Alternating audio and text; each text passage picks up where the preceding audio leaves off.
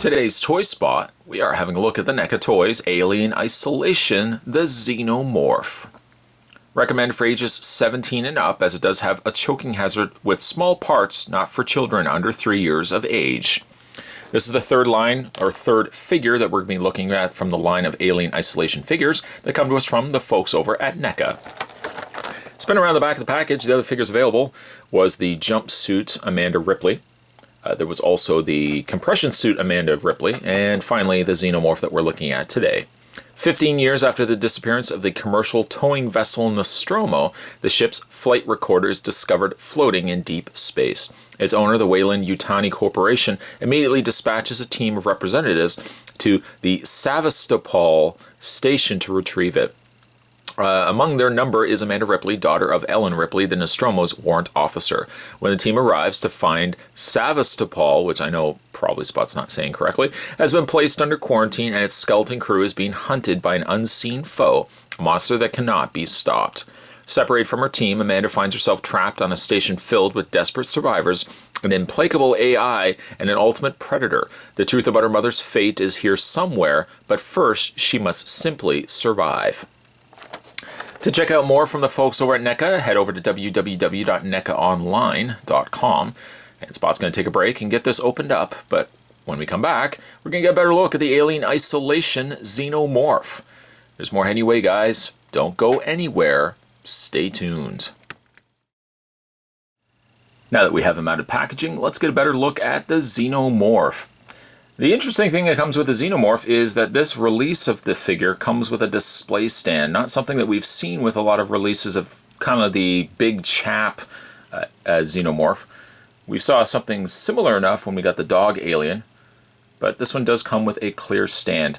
Now, there's really the length, I should say, of the stand doesn't really accommodate much in the way of the alien. The only clipping point I could see was more so in the area of the waist. Like the clip doesn't quite fit the leg, so it looks more like it's something that's going to clip the waist if you want to have him more in a crouching position. He doesn't have any peg holes on the undersides of his feet, so even if this display stand had pegs on them, there's really no way that you could have had him standing up based solely on that. I would say that the figure does require a little bit of standing, propping up in some fashion. Luckily, the tail does do a pretty good job of servicing a little bit of assistance for getting him to stand up. Coloring on him is, well, over the course of Xenomorph releases through NECA, the varying colors of Xenomorph have ranged from blues to grays to blacks. This is something a little more on par with almost like a gold or brown, more like a dark goldy brown, I would say. Underneath that, there is a almost darker brown, but the majority of the body has been painted with this lighter, well, this caramel gold brown wash. I don't know if it's suffering now from a little bit of mold degradation, but I find like the wrists, the elbows are a little loose on this figure. This one's not so bad. The wrists are still pretty good, but I find this one side's really loose, especially also on the lower leg here. It's a little loose on the ankle area. I guess, presumably, this is a re-release mold. I mean, I don't see much variation to it, other than perhaps these little extended pieces from the elbows and the legs, which I don't recall seeing from previous released aliens. Other than that, he's got pretty much the same sort of figure mold as some of the other releases. I have noted though with the mouth area, the smaller jaw does extend out as with the other Alien releases, but it doesn't look like he can close his mouth, which is one of the more recent memory instances where I don't recall the mouth actually being able to open and close, which in other figure releases, the mouth was able to open and close. This one just can't, and the only way to really get his mouth out is just to kind of tip him upside down to get the mouth to pop out. This also is one of the instances where the dome of the Xenomorph has been frosted over. In some instances, it's been a solid black. It's been, again, a kind of an amalgamation of a blue and black wash. And in some instances, they've had this frosted dome featured as well. This would be a case where you get a frosted dome. So it's on par with like the first Alien Xenomorph, which also had that frosted dome, and you can see its skeletal underside underneath where the dome is.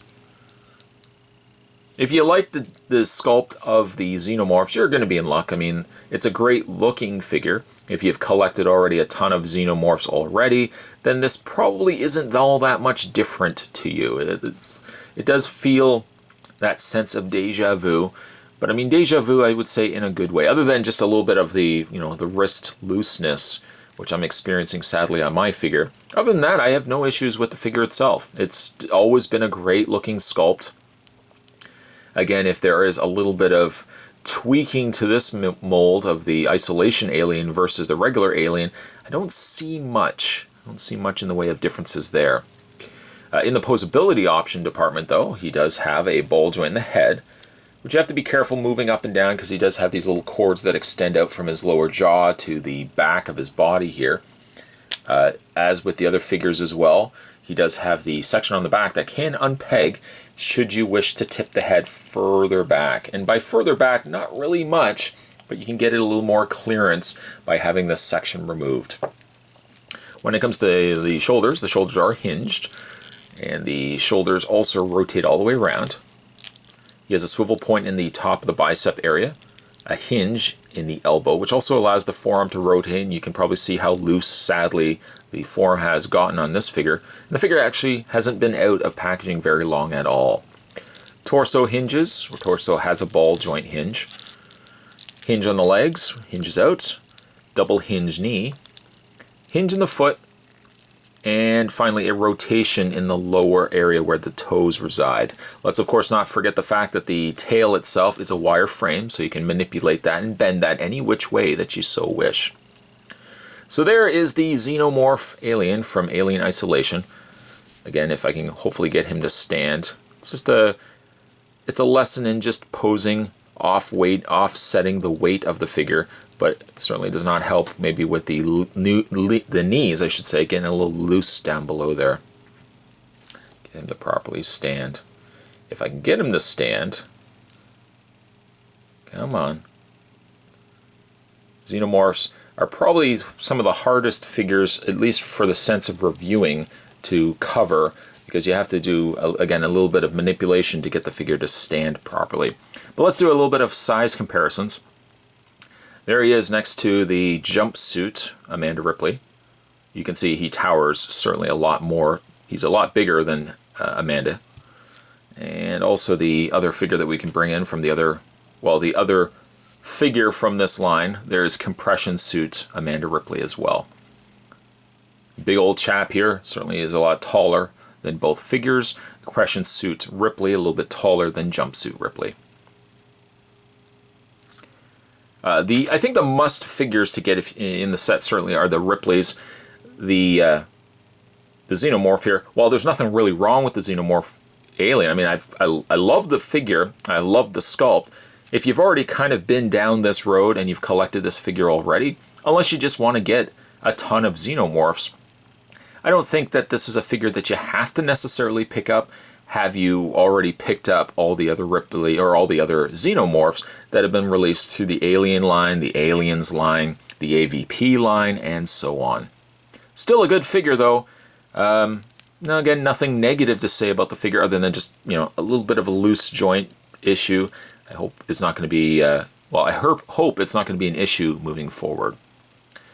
Today's Toy Spot, we were finishing up our looks at the Alien Isolation figures, and we're wrapping it up with the look at the Xenomorph.